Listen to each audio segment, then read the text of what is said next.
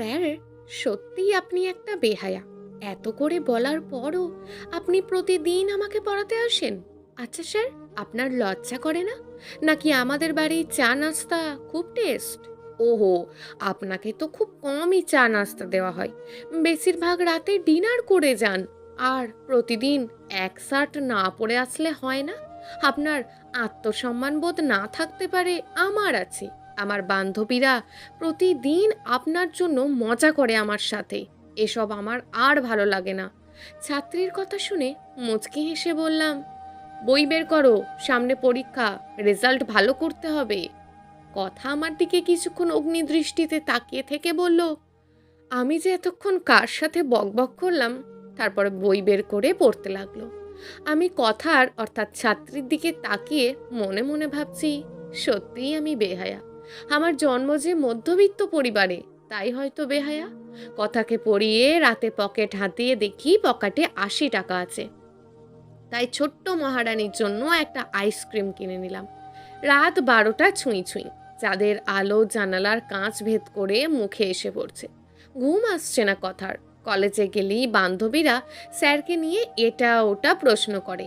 তাই আজ স্যারকে অনেকগুলো কথা বলেছে। যদিও খারাপ লেগেছে, তথাপি আমার জায়গা থেকে আমি ঠিকই বলেছি। হঠাৎ জেসির ফোন। এত রাতে? কিছু না ভেবে ফোনটা রিসিভ করতেই জেসি বলল, কেমন আছিস দোস্ত? বেশি ভালো না। আর তুই এত রাতে ফোন দিলি? জারিফের সাথে ব্রেকআপ হয়েছে। থাক এসব কথা। তোর কেন ভালো লাগছে না?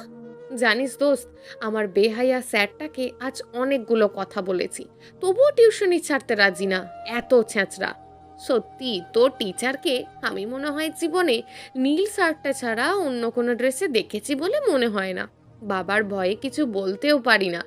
জানি না বাবার মন কিভাবে জয় করে নিয়েছে। দোস্ত, গুড আইডিয়া। তোর বাবার সামনে তাকে খারাপভাবে উপস্থাপন কর। কিভাবে? তাহলে শোন। এই বলে কথা জেসির সব প্ল্যানের কথাগুলো বলল। এদিকে একটা টিউশন শেষ করে বাসায় এসে অ্যাসাইনমেন্টগুলো নিয়ে ভার্সিটিতে চলে গেলাম। অ্যাসাইনমেন্ট জমা দিয়ে আরও দুটো টিউশন শেষ করে সন্ধ্যা 7টায় কথার বাড়ির দিকে রওনা দিলাম। রাস্তা দিয়ে হাঁটছি আর মনে মনে ভাবছি, এই সময়টাতে ভালো বেতনের একটা টিউশনি পেলে এই টিউশনিটা ছেড়ে দেব। বিশ্ববিদ্যালয়ের কাছেই কথার বাসা। আমি বাসায় গিয়ে নক করতেই কথা এসে দরজা খুলে দিল। অনেকটা আশ্চর্য হলাম কথার দরজা খোলাতে। রুমে এসে বসলাম। এসির মাঝে ঘামযুক্ত শরীরটা মনে হচ্ছে এলিয়ে দিই। এমন সময় কথা বলল, স্যার, শাড়ির কুঁচিটা একটু ঠিক করে দেবেন? আমি পারছি না। মাথার আঁচল দিতে গেলে নাভি বের হয়ে যায়, নাভি ডাকতে গেলে মাথা থেকে কাপড় সরায়। দেন না স্যার কুচিটা ঠিক করে। ছাত্রীর কথাই বইয়ের ভেতর থেকে চোখ সরিয়ে নিলাম। কথার দিকে তাকিয়ে দেখি অনেকটা বাচ্চা মেয়েদের মতন শাড়ি পরেছে। বাচ্চা মেয়েরা যেভাবে গায়ে শাড়ি পেঁচিয়ে ছোটবেলায় খেলা করে তেমনই। হাসি আটকে রাখতে পারছি না। আপনারা হয়তো তাই ভাবছেন, কিন্তু না, মেয়েটা আমাকে অপমান করার জন্যই এইসব নাটক করে প্রতিদিন। হয়তো আজ কোনো নতুন কোনো প্ল্যান করেছে। মনে মনে স্থির করে নিলাম টিউশনিটা ছেড়েই দিতে হবে। উপরওয়ালা ভাগ্যে যা রেখেছে তাই হবে। কি হলো স্যার, আপনি না শিক্ষক? আপনার তো শাড়ি পরানো ও শেখানো উচিত আমাকে, তাই না? বলি মুখ ধরে হেসে দিল। চুপ করো আর পড়ো তো।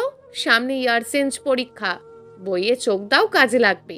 রেজাল্ট খারাপ করলে আঙ্কেল কষ্ট পাবেন। স্যার, এই নিন নাস্তা। কয়েকটা টোস্ট বিস্কুটের সাথে 1 কাপ চা। কথাকে অঙ্ক করতে দিয়ে চায়ের কাপে টোস্ট ভিজিয়ে খাচ্ছি। টোস্ট খাওয়ার একটা কর্মর শব্দ হচ্ছে। শব্দটা বড্ড আপন মনে হচ্ছে। স্যার, জীবনে বিস্কুট খাননি? মনে হচ্ছে কোনোদিন খাননি। জানেন, যতটা না আপনাকে অসহ্য লাগে, তার চেয়ে বেশি আপনার এই টোস্ট খাওয়ার শব্দটা অসহ্য লাগে। তাই বুঝি?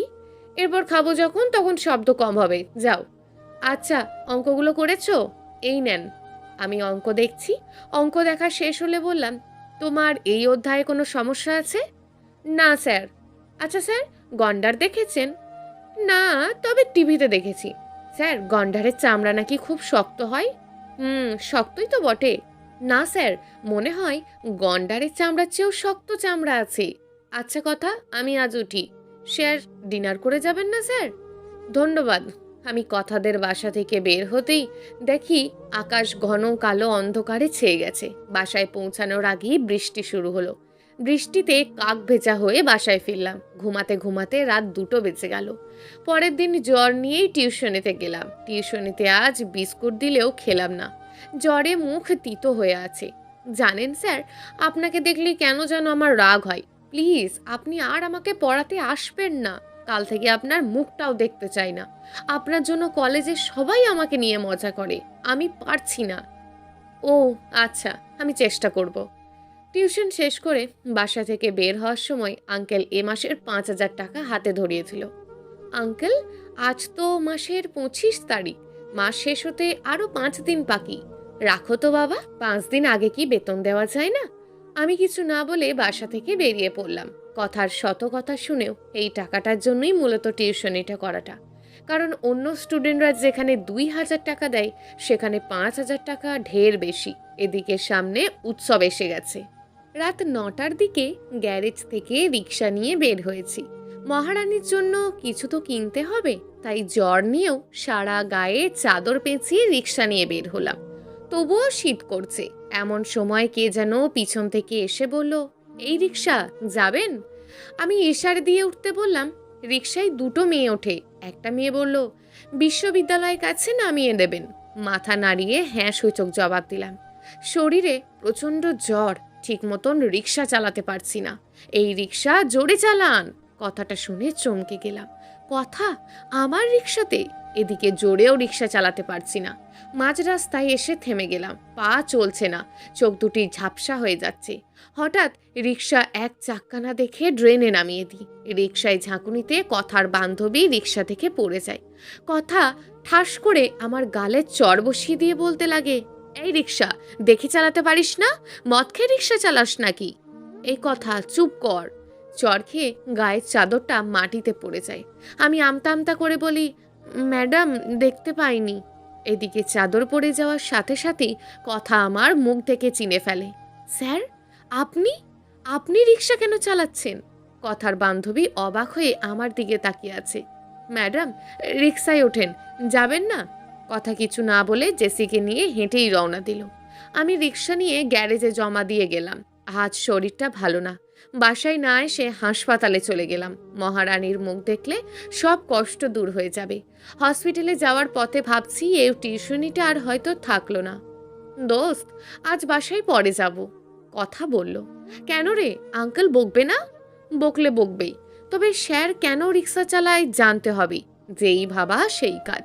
দুজন মিলে ফলো করে গ্যারেজে এসে পৌঁছাই। তারপর গ্যারেজওয়ালাকে জিজ্ঞেস করে, আঙ্কেল, একটু আগে যেই ছেলেটা রিক্সা জমা দিয়ে গেল তাকে চেনেন? রাজের কথা বলছো মা? হ্যাঁ, ছেলেটা বহুত ভালো। ভার্সিটিতে পড়ে। সারাদিন টিউশনি করানোর পরেও রাত 9টা থেকে 2টো-3টে পর্যন্ত রিক্সা চালায় গায়ে চাদর জড়িয়ে। আচ্ছা চাচা, কেন চালাই বলতে পারেন? আর বলো না, মা বাবা হারা ছেলে। একমাত্র ছোট্ট বোনটার একটা কিডনি ড্যামেজ হয়ে গেছে, আর একটা প্রায় সেরকমের দিকেই যাচ্ছে। চিকিৎসা করতে অনেক টাকার দরকার হয় প্রতি মাসে। বোনকে বাঁচাতে সারাদিন টিউশনি করানোর পরও রাতে না ঘুমিয়ে রিক্সা চালায় ছেলেটা। খুব কষ্ট হয় ছেলেটাকে দেখে। কথার চোখ দিয়ে অঝরে পানি পড়তে লাগলো। চোখের সামনে স্যারকে অপমান করার দৃশ্যগুলো বুক ফেটে কাঁটা হয়ে বিঁধছে। কথা বাসায় এসে আর ঘুমাতে পারল না। আজকে স্যারের জন্য অপেক্ষা করছে কথা। কালো পাড়ের নীল তাঁতের শাড়ি পরেছে, চোখে ঘন কাজল দিয়েছে। এদিকে 7টা বেজে যাচ্ছে, এখনো স্যারের কোনো খবর নেই। যে 2 চোখ সবসময় একটা মানুষকে দেখতে পারতো না, আজ সেই চোখ জোড়া পাগলের মতন সেই মানুষটাকে খুঁজছে। সমানের ঘড়ির দিকে তাকাচ্ছে কথা।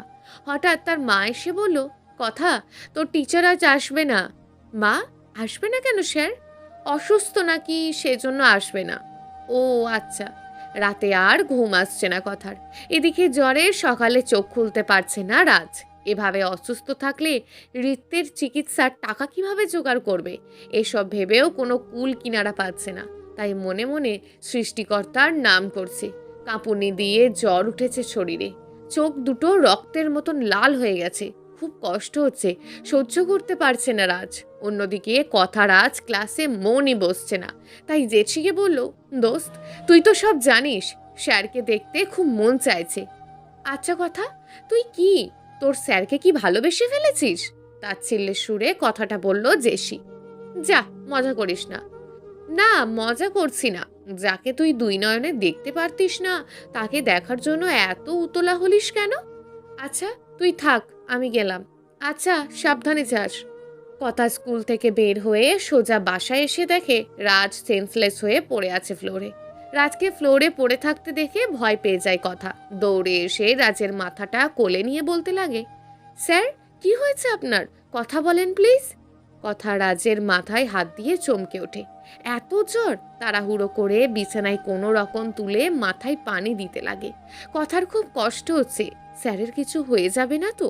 বারবার মাথায় জলপট্টি দিচ্ছে আর বলছে, স্যার চোখ খুলেন প্লিজ, আর আমি আপনাকে কটু কথা বলবো না, প্লিজ স্যার কথা বলেন। এদিকে প্রায় ঘন্টাখানেক পর চোখ খুলল রাজ। চোখ খুলতেই দেখে কথা তার মাথাটা কোলের ওপর রেখে দু চোখ ধরে অবিরাম বৃষ্টি ঝরাচ্ছে। এই কথা, তুমি এখানে? আর কাঁদছো কেন? রাজের কথা শুনে কথা বলল, স্যার আপনি অসুস্থ, আমাকে ফোন করে জানাবেন না। আচ্ছা স্যার খেয়েছেন? না খাইনি। আর তুমি এখান থেকে চলে যাও। রাজ রাগী ভঙ্গিতে বলল, স্যার চলেই তো যাব, তবে রাখতে চাইলে সারা জীবনই থাকবো। কি বলছো তুমি এসব? স্যার কিছু না। আচ্ছা স্যার, আমাকে ক্ষমা করা কি যায় না? কিসের ক্ষমা? স্যার আমি আপনার সাথে অনেক অন্যায় করেছি, অনেক কষ্ট দিয়েছি, আমাকে ক্ষমা করে দেন। আর আপনার জন্য খাবার নিয়ে এসেছিলাম স্যার, খেয়ে নিন, টেবিলে রাখা আছে। কথার মুখে এমন কথা শুনে রাজ বলল, তুমি কি আমাকে করুণা দেখাতে এসছো? করুণা দেখাতে এলে প্লিজ চলে যাও। স্যার এটা করুণা না। আর কিছু বলতে পারল না কথা, আর বলতে পারবেও না সে। কথার এমন কথা শুনে রাজ বুঝতে পারল তার প্রতি কথা অনেকটাই উইক হয়ে পড়েছে। কথা এখন যা করছে এই সব কিছু করুণা থেকে করছে। তাই রাগী ভাব নিয়ে রাজ বলল, কি হলো, যাচ্ছ না কেন? দরদ দেখাতে এসছো? দরদ দেখিও না প্লিজ, প্লিজ চলে যাও। তোমার বাবা জানতে পারলে অন্য কিছু ভাববে। আচ্ছা আমি চলে যাচ্ছি, আপনি খাবারটা খেয়ে নিন। এই বলে কথা চলে গেল। রাজ অবাক নয়নে তাকিয়ে আছে মেয়েটার দিকে। কি অদ্ভুত, যে মেয়েটা তাকে দেখতেই পারতো না, আজ সেই মেয়ের চোখে অজানা রহস্য দেখতে পেল সে। শুয়ে আছে বিছানায় রাজ। হঠাৎ পাশের বাসার রাকিব এসে বলল, ভাইয়া এই যে আপনার ওষুধ। রাজ চমকে ওঠে, ওষুধ? কে পাঠিয়েছে রাকিব? একটা আপু আপনাকে দিতে বলেছে। রাজ বুঝতে পারলো এটা কথার কাজ, তাই কিছু বলল না। এদিকে কথা বাসায় এসে ফ্রেশ হয়ে বসলো। কেন জানি রাজকে বারবার দেখতে মন চাইছে কথার, কিন্তু কি করার, স্যার তো অসুস্থ। দুদিন পর রাজ অনেকটা সুস্থ, রুমে শুয়ে আছে। হঠাৎ ফোনটা বিরক্তিকর স্বরে বেজে উঠল। ফোনটা ধরতেই ওপাশ থেকে মেয়েলি কণ্ঠে আওয়াজ আসলো, স্যার আপনি আসবেন না? কে বলছো তুমি? স্যার আমি কথা, আপনার ছাত্রী। ও আচ্ছা, সন্ধ্যায় যাব। কথা ফোনটা কেটে দিয়েই খুশিতে আত্মহারা হয়ে গেল। তাড়াতাড়ি শাওয়ার নিতে বাথরুমে চলে গেল। শাওয়ার শেষ করে কথা তার পছন্দের শাড়ির সাথে ম্যাচিং করা ব্লাউজ পরে নিল। সুন্দর করে চোখ জোড়াতে কাজল দিতে লাগলো। কিরে আমার মা, এত সাজছিস কেন? মা, কই সাজছি না তো। না রে মা, তোকে এভাবে তো কখনো সাজতে দেখিনি, বাট আজ প্রথম এভাবে সাজছিস। আচ্ছা বল না, কিসের জন্য এত সাজগোজ? মা তুমি যাবা, আমার আজ সাজতে মন চাচ্ছে তাই সাজছি। আচ্ছা সাজেন মহারানী। কথার মা চলে গেল। কথা আবারও সাজায় মন দিল। বারবার আয়নায় নিজেকে দেখছে আর মনে মনে ভাবছে, সত্যিই কি আমাকে সুন্দর লাগছে? এমনি সময় কথা দেখে সাদের বাসা কাজের মেয়েটা তার রুম গোছাচ্ছে। এই জান্নাত, এদিকে আয় তো। জি আপামনি, কিছু বলবেন? দেখ তো আমাকে কেমন লাগছে। জান্নাত কথার দিকে কিছুক্ষণ তাকিয়ে থেকে বলল, আপামনি আমি ছেলে থাকলে তোমার প্রেমে পড়ে যেতাম। কথাটা শেষ হতে না হতেই কলিং বেলের আওয়াজ। কথা দৌড়ে গিয়ে দরজা খুলেই দেখে রাজ দাঁড়িয়ে আছে। কি হলো, এভাবে দাঁড়িয়ে থাকবে না আমাকে ভেতরে যেতে দেবে? কথা লজ্জা পেয়ে সরে যায়। রাজ একের পর এক অঙ্ক করে দিচ্ছে। কথা রাজের দিকে মুগ্ধ নয়নে তাকিয়ে আছে। অঙ্ক করা শেষ হলে রাজ দেখে কথা তার দিকে অবাক নয়নে তাকিয়ে আছে। কি হলো, অঙ্ক করালাম, বুঝছো কিছু? কথা কোনো কথা বলছে না। আজ এবার একটু রাগী স্বরে বললাম, কি হলো, প্রবলেমটা কি তোমার? কিছু না স্যার। আচ্ছা, আর শোনো, কাল থেকে আমি আর পড়াতে আসতে পারবো না। কথাটা যেন কথার বুকে তীরের ফলার মতন বিঁধল। চোখের পানি আটকে রেখে বলল, স্যার, কেন আসবেন না? নতুন একটা টিউশনি পেয়েছি। তাছাড়া আমার জন্য তোমাকে নিয়ে সবাই মজা করে। আমি চাই না আর তোমার বিরক্তিকরের কারণ হতে। প্লিজ স্যার, আমি আপনার কাছেই পড়বো, আপনিই আমাকে পড়াবেন। অনেকটা কাঁদো কাঁদো স্বরে কথাগুলো বলল। তোমার তো খুশি হওয়ার কথা, তবে এরকম কেন কথা বলছো? জানি না, আপনি যদি আমাকে না পড়ান তাহলে বাবাকে বলবো আমাকে খারাপ কথা বলেছেন আপনি। প্লিজ স্যার, আপনি আমাকে প্রতিদিন পড়াতে আসবেন, বলেন তো আসবেন তো? নইলে বাবাকে বলে দেব আপনি আমার গায়ে হাত দিয়েছেন। রাজ কথার মুখে এমন কথা শুনে স্মিত হেসে বলল, আমি জানি পারবে না, কেননা তোমার চোখে আমি অন্য কিছু দেখতে পাচ্ছি। আচ্ছা, আসি। আমার কথায় বা আচরণে যদি কখনো কষ্ট পেয়ে থাকো, ক্ষমা করে দিও। রাজের কথা শুনে কথার দু চোখ বেয়ে অশ্রু গড়িয়ে পড়তে লাগলো। সদ্য কাজল দেওয়া চোখ দুটি ঝাপসা হয়ে আসছে কথার। কাজলগুলো লেপটে যাচ্ছে। তার মন বলছে এখনই স্যারকে বলে দিতে যে সে রাজকে ভালোবাসে, বড্ড বেশিই ভালোবাসে। রাজ বুঝতে পারলো এখানে থাকা তার ঠিক হবে না। তাই যখন চলে যাওয়ার জন্য উঠে দাঁড়িয়েছে, এমন সময় কথা রাজের হাত ধরে ফেলল।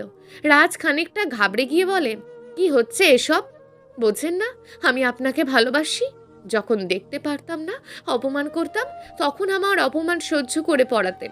আর আজ যখন ভালোবাসি, তখন কেন চলে যাচ্ছেন? আমি আপনাকে ছাড়া বাঁচবো না।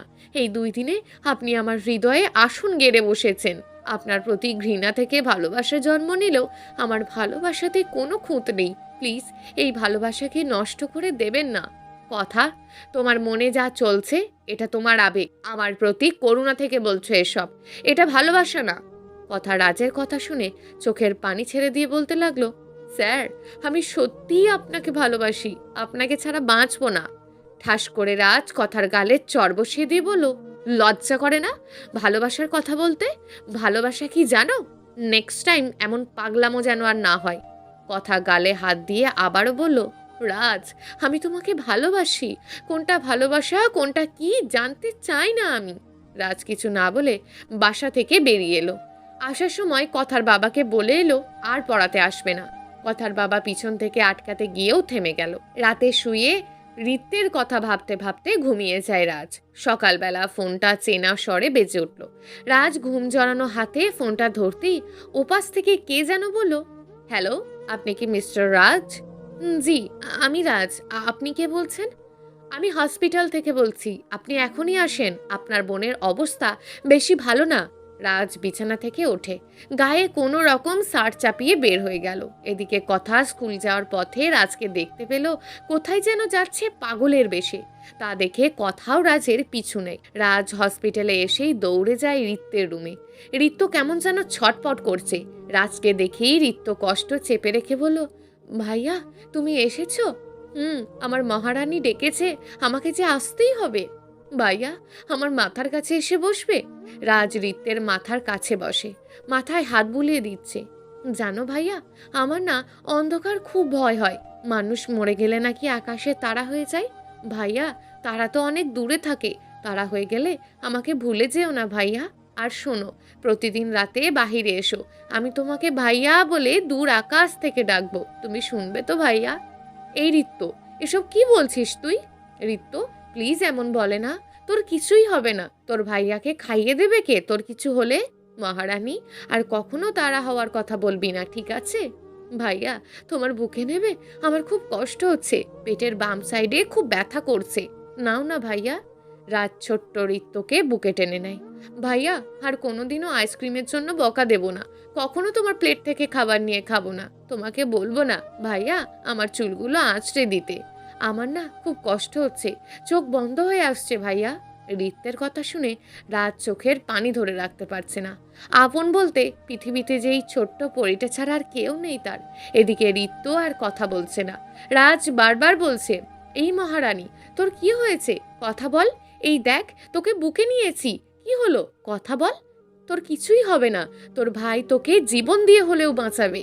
কথা বল না মা। মা বাবাকে হারিয়ে তোকে নিয়েই বেঁচে আছি। এই ডাক্তার, কোথায় গেলেন?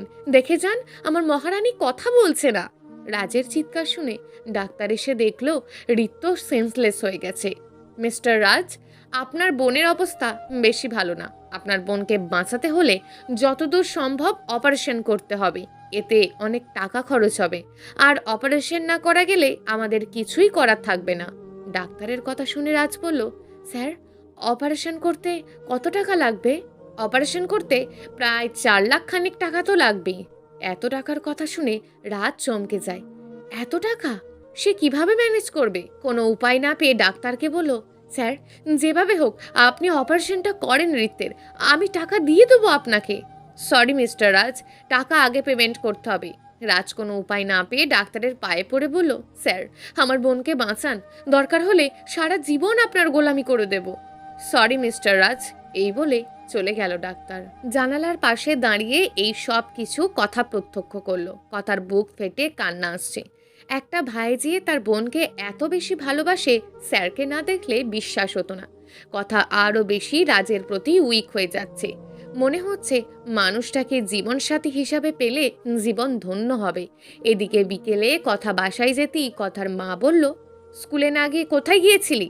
আর শোন, রেডি হয়ে নে, তোর বাবার বন্ধু ছেলে তোকে দেখতে আসবে। কি বলছো এসব মা? সত্যি বলছি, ভাবছিলাম আর একটু পড়ালেখা করে বিয়ে দেব, কিন্তু তোর যা হাবভাব ঠিক দেখছি না। তোরাও ঠিক করেছে বিয়ে করে ছেলে তোকে নিয়ে বিদেশ চলে যাবে, আর ছেলেও ভালো। এদিকে সন্ধ্যাবেলা কথাকে দেখতে এসে তারা আংটি পরিয়ে দিয়ে চলে গেল। ছেলেরা চলে গেলে কথা তার বাবাকে গিয়ে বলল, বাবা, আমি এই বিয়ে করব না। বিয়ে করবে না কেন? বাবা, আমি এখন বিয়ে করতে চাচ্ছি না। জানতাম তুমি এটাই বলবে, কিন্তু তোমার বিয়ে আমার বন্ধুর ছেলের সাথেই হবে। যদি তোমার বন্ধুর ছেলের সাথে কারোর বিয়ে হয়, তাহলে সেটা হবে আমার লাশের সাথে। আমি একজনকে ভালোবাসি, আর বিয়ে করলে তাকেই করব। কি বললি তুই? সাহস তো কম না! এই বলে কথার গালে চড় বসিয়ে দেয় তার বাবা। মেয়ের এতটা অধঃপতন মানতে পারছেন না তিনি। মারো, আরো মারো, তবুও আমি বিয়ে করব না। দরকার হলে সুইসাইড করব। কথার বাবা রাগ সহ্য করতে না পেরে রুম থেকে বেরিয়ে গেল। কথা রুমে এসে বালিশে মুখ লুকিয়ে কাঁদতে লাগলো। এভাবে কিছুক্ষণ কাঁদার পর কথা অনুভব করলো তার মাথায় কেউ হাত বুলিয়ে দিচ্ছে। কথা ঘাটটা ফিরিয়ে দেখে তার মা। মা, তুমি? হ্যাঁ মা, আমি। তুই কাঁদছিস কেন মা? কই, না তো, কাঁদছি না তো। চোখ মুছে বলল কথা। পাগলি মেয়ে আমার, চোখ মুছার কি আছে? আমি তোর মুখ দেখেই বুঝতে পারি। আচ্ছা মা, তুই কি কাউকে ভালোবাসিস? কথা তার মাকে জড়িয়ে ধরে কাঁদতে থাকে। কি হলো, কাঁদছিস কেন মা? মা, আমি স্যারকে ভালোবাসি, স্যারকে ছাড়া বাঁচবো না। কি বলছিস এসব? তোর বাবা জানলে কেটে টুকরো টুকরো করে ফেলবে তোকে। আচ্ছা, রাজ কি তোকে ভালোবাসে? আর রাজের পরিবার সম্পর্কে জানিস কিছু তুই? না মা, রাজ আমায় ভালোবাসে না। ও বলে এটা নাকি আমার আবেগ। জানিস মা, একতরফা কোনোদিন ভালোবাসা হয় না। আর সেদিন তোর শাড়ি পরা দেখেই বুঝতে পেরেছিলাম। তবে কি জানিস মা, মেয়েদের ভালোবাসার কোনো দাম নেই। তুই তোর বাবার পছন্দের ছেলেকেই বিয়ে করে নে। তুই তোর বাবাকে তো চিনিস, উনি যা বলেন তাই করে ছাড়েন। আর শোন, তোর বাবাকে কষ্ট দিস না। কথার মা চোখের জল গোপন করে কথাগুলো বলল। কথা কিছু বলে না।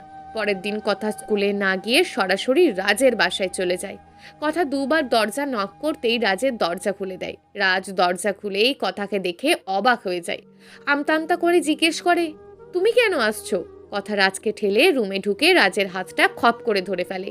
কি হচ্ছে এসব কথা? রাজের কথা শুনে কথা বলে, ভালোবাসা হচ্ছে স্যার, ভনিতা করার সময় নেই এখন। আমার বিয়ে দিয়ে দিচ্ছে এখন বাবা। আমি আপনাকে ছাড়া বাঁচবো না। প্লিজ আপনি আমাকে বিয়ে করেন। আশ্চর্য, পাগল হয়ে গেছো তুমি? হ্যাঁ, সত্যি পাগল হয়ে গেছি। আপনি পাগল করেছেন। আমি কিছু জানি না। আমি জানি আপনাকে আমি বিয়ে করব। আপনি আমাকে বিয়ে করবেন। যদি বিয়ে না করেন, তাহলে এই যে দেখছেন ব্লেড, সাথে করে নিয়ে এসছি, এটা গলায় চালিয়ে দেব। ভয় পাবেন না, আপনার গলায় নয়, আমার গলায় চালিয়ে দেব। ভালোবাসো তাই না? আমার জন্য জীবন দেবে? জানো কথা, ভালোবাসা হাত কাটাকে বোঝায় না। ভালোবাসো তাকে বোঝায় যখন কোনো ভাই তার বোনের জন্য অশ্রু ঝরায় চোখ থেকে। যখন একটা ভাই তার বোনকে বাঁচাতে নিজের সুখ সম্পদ সব কিছু জলাঞ্জলি দেয়, তাকে বলে ভালোবাসা। বাবা তার সন্তানের জন্য শরীরের রক্ত পানিয়ে ঘাম ঝরিয়ে যে বাজার থেকে তেল ও নুনের প্যাকেট কিনে নিয়ে আসে, সেগুলোর মাঝে থাকে ভালোবাসা। ভালোবাসা হচ্ছে তো সেটা সারাদিন রিক্সা চালিয়ে দুবেলা খেয়ে ঘরের বউয়ের জন্য শাড়ি কিনে নিয়ে আসে, সেই স্বামী কেনা শাড়ির প্রতিটা ভাঁজে ভাঁজে থাকে ভালোবাসা। বৃষ্টিতে ভিজে রোদে পুড়ে যে কৃষক মাঠে ধান ফলায়, সেই ধানের শীষে থাকে ভালোবাসা। আর ছাত্র শিক্ষকের ভালোবাসা তো অনেকটা মা বাবার মতন। একজন বাবা মা যেমন তার সন্তানের সুন্দর ভবিষ্যতের জন্য দোয়া করেন, তেমনি প্রায় প্রতিটা শিক্ষকই তার ছাত্রছাত্রীদের জন্য দোয়া করেন। আমাকে ক্ষমা করে দিও কথা, আর মনে রেখো আমি মরীচিকা, আমার পিছনে ছুটো না। ভালোবাসা সবার জন্য না, কারোর জন্য দুমুঠো খাবারই হলো ভালোবাসা। আর শোনো, আমি তোমাকে বিয়ে তো দূরের কথা, ভালোবাসতেও পারবো না। আর সব সময় মনে রাখবে, পৃথিবীর সব ভালোবাসায় যে পূর্ণতা পেতে হবে তা না, ত্যাগের মাঝেও শান্তি পাওয়া যায়, যা ভোগের মাঝে নেই। শুনেছি তোমার বিয়ে ঠিক হয়ে গেছে, তাই তোমার প্রতি আমার অনুরোধ, সত্যিই যদি আমাকে মন থেকে ভালোবাসো, তাহলে তোমার বাবার পছন্দের ছেলেকে বিয়ে করে নাও। কারণ কোনো বাবা মাই ছেলের মেয়ের খারাপ চায় না, তাদের মনে কষ্ট দিও না। পরিশেষে বলতে চাই, যে ছেলে বিয়ে করছো তার সামনে তুমি যাবে নতুন এক কথা হয়ে। সে যেন এক মুহূর্তের জন্যও না বুঝতে পারে তোমার মাঝে আমার বসবাস ছিল। রাজের কথাগুলো শুনে কথা কিছু বলতে পারছে না, চোখ দিয়ে শ্রাবণের ঝর্ণাধারা প্রবাহিত হচ্ছে। এদিকে রাজের ফোনটা বেজে উঠল। রাজ ফোন ধরতেই ওপাশ থেকে হসপিটালে যেতে বলল। তার বোনের অবস্থা ভালো না। রাজ হসপিটালে রওনা দিল, সাথে কথাও তার পিছু পিছু যায়। রাজ হসপিটালে গিয়ে দেখে রিত্তের মুখে অক্সিজেন মাস্ক লাগানো। ডাক্তার রাজকে দেখেই বলল, টাকা ম্যানেজ করেছেন? কাল পরশুর মাঝে অপারেশন না করা গেলে আমাদের কন্ট্রোলের বাইরে চলে যাবে। স্যার, আমার বোনকে বাঁচান, দরকার হলে আমার কিডনি নিয়ে নিন, আমার জীবনের বদলে রিত্তকে বাঁচান, ওর কিছু হলে আমি বাঁচবো না। রাজের কান্না দেখে ডাক্তার বলল, মিস্টার রাজ, আমি হাসপাতাল কর্তৃপক্ষকে অনুরোধ করে খরচ কিছুটা কমিয়ে দিতে পারবো, কিন্তু তবু তো হসপিটালের বাকি টাকাটা জমা দিতে হবে। রাজের পাগলামো দেখে কথার কষ্টটা আরও বাড়তে লাগলো। সে আর হসপিটালে থাকতে পারে না। তাড়াহুড়ো করে বাসায় এসে দেখে কথার বাবা রুমে বসে আছে। কথা তার বাবার কাছে গিয়ে বলল, তোমার পছন্দের ছেলেকে বিয়ে করব, তবে শর্ত আছে। কি শর্ত বল? শর্তটা হচ্ছে, আজকেই আমার 4 লাখ টাকা লাগবে। এত টাকা দিয়ে কি করবি? তুমি দেবে কিনা বলো। দেব, তবে আমারও একটা শর্ত আছে। কি শর্ত? তোমার যে কোনো শর্তে আমি রাজি। তাহলে সামনে যে শুক্রবার আসছে, সেই শুক্রবারে তোর আর রফিকের বিয়ে। কথা বাবার মুখের দিকে করুণ দৃষ্টিতে তাকিয়ে আছে। কথার মুখ দিয়ে কোনো কথা বের হচ্ছে না। কি হলো বল, সামনের শুক্রবারে রফিককে বিয়ে করবি? হ্যাঁ করব। এখন টাকা দাও। আচ্ছা দাঁড়া, টাকা আনছি। কথার বাবা আলমারি থেকে 4 লক্ষ টাকা এনে কথার হাতে ধরিয়ে দিল। কথা টাকাগুলোর দিকে অসহায় দৃষ্টিতে তাকিয়ে আছে। আজ এই টাকার কাছে ভালোবাসা পরাজিত। চোখের পানি ছেড়ে দিয়ে কথা তার বাবার হাত থেকে টাকাগুলো নিয়ে সোজা হসপিটালে চলে যায়। ডাক্তারের হাতে টাকাগুলো দিয়ে বলে, পরশু ছোট্ট বাচ্চাটার অপারেশন করবেন। ডাক্তার খানিকটা অবাক হয়ে বলে, মা, তুমি এতগুলো টাকা দিচ্ছ? তবে তোমার কথা জানাবো না কেন তাকে? আঙ্কেল, আমি রাজকে ভালোবাসি, আর নিজের ভালোবাসাকে ত্যাগ দিলাম রাজের মুখের হাসির জন্য। আপনার কাছে অনুরোধ, কখনো কোনোদিন রাজকে বলবেন না। যদি বলে টাকা ছাড়া অপারেশন কেন করছেন, তখন বলবেন তুমি জব করবে, তখন কিস্তির মাধ্যমে আস্তে আস্তে পরিশোধ করে দিও। ডাক্তার কিছু বলল না, নিবিড়তে এক ফোঁটা চোখে জল ফেলে দিল। আজও ভালোবাসা জিতে গেল। এদিকে ডাক্তারের রুম থেকে বের হয়ে কথা দেখে রাজ রিত্তের মাথায় হাত বুলিয়ে দিচ্ছে আর চোখের জলে বুক ভাসাচ্ছে। কথা তার ভালোবাসার মানুষটাকে খুব যত্ন সহকারে দেখছে। আর হয়তো দেখা হবে না মানুষটার সাথে। কথা, তুমি হসপিটালে কেন? কথা কিছু বলে না, রাজের সামনে এসে দাঁড়ায়। কি হলো, কথা বলছো না কেন? স্যার, সত্যি বলতে আপনাকে দেখতে আসছি। আমার তো বিয়ে হয়ে যাচ্ছে, আর তো কোনোদিন বলবো না আপনাকে ভালোবাসি, আর তো কোনোদিন বলবো না আমাকে বুকে নেবেন। জানেন স্যার, এই দেহে যতদিন প্রাণ থাকবে, হৃদয়ের ছোট্ট ঘরটাতে ততদিন আপনিই থাকবেন। অনেক বিরক্ত করেছি, ক্ষমা করে দিয়েন। আচ্ছা স্যার, আজ শেষবারের মতন চলে যাওয়ার আগে একটা কথা বলবো, রাখবেন? বলো। রাখার মতন হলে রাখবো। স্যার, শুধু একবার বলবেন আপনি আমাকে ভালোবাসেন, নিজেকে সান্ত্বনা দিতে পারবো। স্যার, আর বলবো না তো কোনোদিন। শুধু একবার বলেন ভালোবাসি, বুকে নিতে বলবো না, তাহলে বুকে মরতে ইচ্ছে করবে, তবুও ছাড়তে ইচ্ছে করবে না। রাজ চোখ বন্ধ করে বলল, প্লিজ চলে যাও, ভালোবাসা সবার জন্য নয়, আর কখনো সামনে এসো না আমার। কথা কাঁদতে কাঁদতে হাসপাতাল ত্যাগ করে। কথা চলে গেলে রাজ আর চোখে জল ধরে রাখতে পারে না, দু চোখ বেয়ে অশ্রু গড়িয়ে পড়তে লাগে। রাজ মনে মনে ভাবে, সে কি কথাকে ভালোবেসে ফেললো? না, পৃথিবীর সব ভালোবাসা প্রকাশ করতে নেই। তবে মেয়েটার প্রেমের বাগানে ঠিকই ফুল ফুটে উঠেছিল, কিন্তু যে বাগানে ফুটেছিল সেই বাগানে ক্ষমতা নেই ফুলকে নিজের বলে দাবি করার। হঠাৎ ডাক্তার এসে রাজকে বলে, রিক্তের অপারেশন শুক্রবারে হবে। স্যার, আমি তো টাকা দিতে পারবো না সবগুলো। মিস্টার রাজ, আমরাও মানুষ, তুমি যখন জব করবে তখন না হয় টাকাটা দেবে। রাজ খুশিতে ডাক্তারকে জড়িয়ে ধরে। এদিকে দেখতে দেখতে শুক্রবার এসে পড়ে। কথার বাবা রাজকে ফোন করে কথার বিয়েতে যেতে বলে। রাজ তার বোনকে ছেড়ে যেতে রাজি না, তাই মানা করে দেয়। বিকেল গড়িয়ে সন্ধ্যা। বাড়িটা নানা অপরূপ সাজে সজ্জিত, নীল লাল বাতি জ্বলছে আর নিভছে। কথাকে আজ সুন্দর করে সাজানো হয়েছে। কথার বাবা বারবার বরযাত্রী এসছে কিনা সেই খোঁজ নিচ্ছে। কথা বউ সেজে বসে আছে। হঠাৎ সবাই বলে উঠল, বর আসছে, বর আসছে। কথাটা শুনেই কথার বুকে চিনচিনে ব্যথা শুরু হতে লাগলো। চোখের সামনে বারবার রাজের মুখটা ভেসে উঠছে। কত স্বপ্ন দেখেছিল এই কয়েকদিনে, কিন্তু খানিক পর সেই স্বপ্ন দেখা তো দূরের কথা, মনে করাটাও অপরাধ হবে। কথা চোখের পানি মুছছে আর মনে মনে বলছে, সত্যি পৃথিবীর সকল ভালোবাসা পূর্ণতা পায় না। কিছু কিছু ভালোবাসা ত্যাগের মাধ্যমে সারা জীবন বেঁচে থাকে। নিজের যৌন চাহিদা মেটানোকে কখনোই ভালোবাসা বলে না। ভালোবাসা তো সেটা, যেটা কাউকে স্পর্শ না করেও তার হৃদয় স্পর্শ করা যায়। সারা জীবন তার কাছ থেকে দূরে থেকেও তাকে ভালোবাসা যায়, কিন্তু তার কাছে যাওয়া যায় না। ভালোবাসাটা যে পবিত্র, সত্যিই ভালোবাসা পবিত্র। দেখতে দেখতে কথার বিয়ে হয়ে যায়।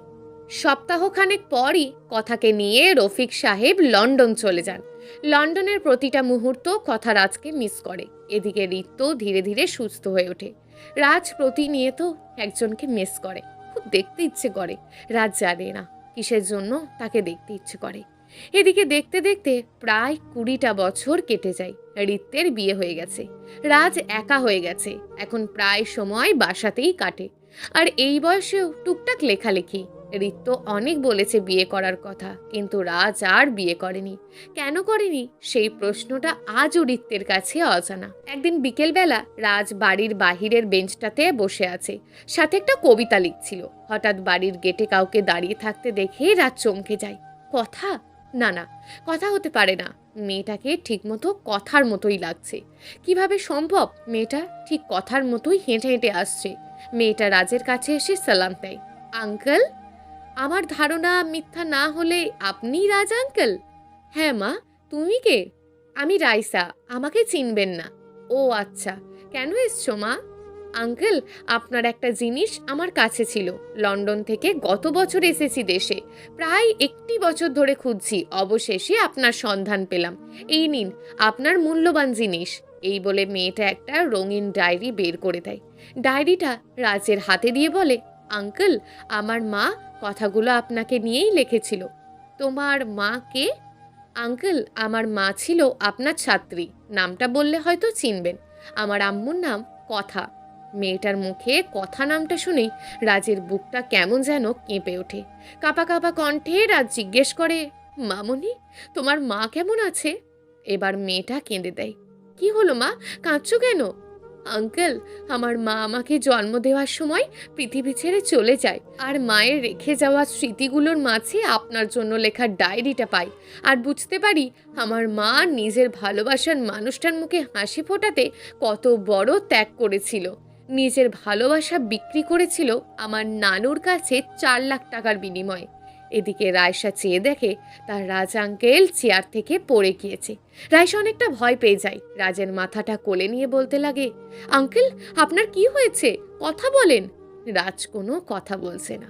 রায়সা রাজকে নিয়ে হসপিটালে গেলে ডাক্তার বলে সে আর ফিরবে না। রায়সার অজান্তে চোখের কার্নিশ বেয়ে অশ্রু গড়িয়ে পড়ে। এখনো কথার ডায়েরিটা রাজের হাতেই।